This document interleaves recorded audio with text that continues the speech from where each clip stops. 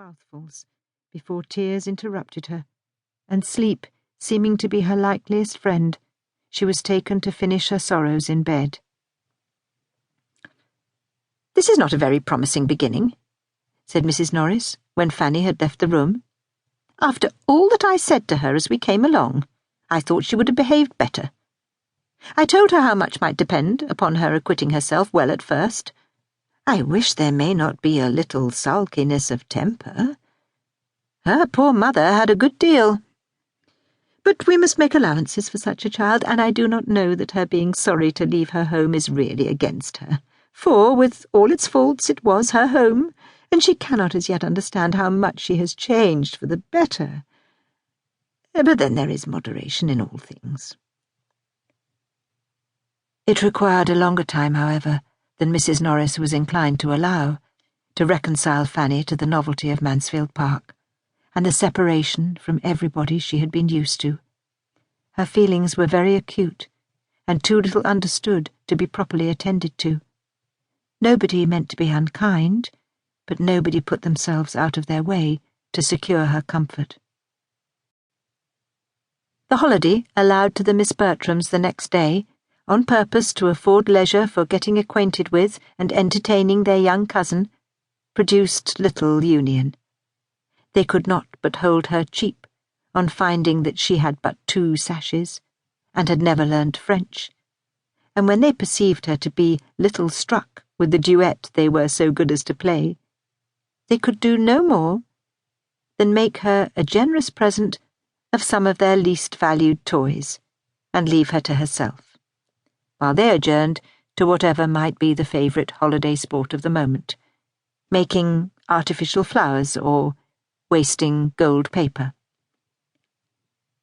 Fanny, whether near or from her cousins, whether in the schoolroom, the drawing-room, or the shrubbery, was equally forlorn, finding something to fear in every person and place. She was disheartened by Lady Bertram's silence, awed by Sir Thomas's grave looks, and quite overcome by Mrs. Norris's admonitions. Her elder cousins mortified her by reflections on her size, and abashed her by noticing her shyness.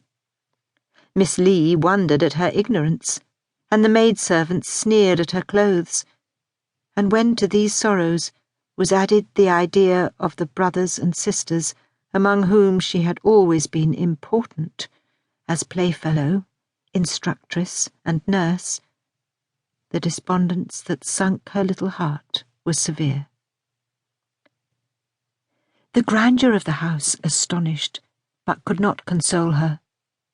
The rooms were too large for her to move in with ease.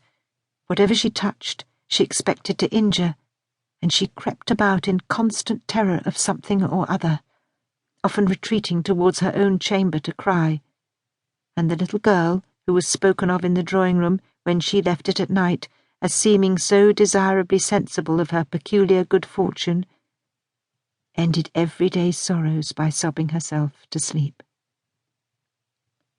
A week had passed in this way, and no suspicion of it conveyed by her quiet, passive manner, when she was found one morning by her cousin Edmund, the youngest of the sons, sitting crying on the attic stairs.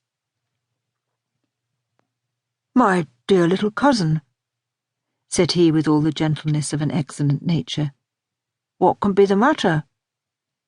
And sitting down by her, he was at great pains to overcome her shame in being so surprised, and persuade her to speak openly. Was she ill? Or was anybody angry with her?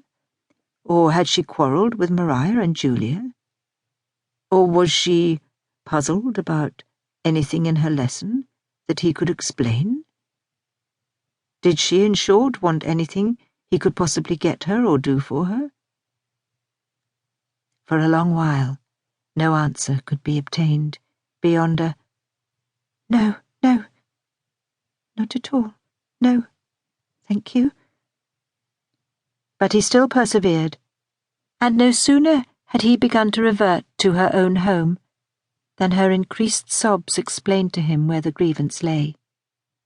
He tried to console her. "You are sorry to leave Mamma, my dear little Fanny."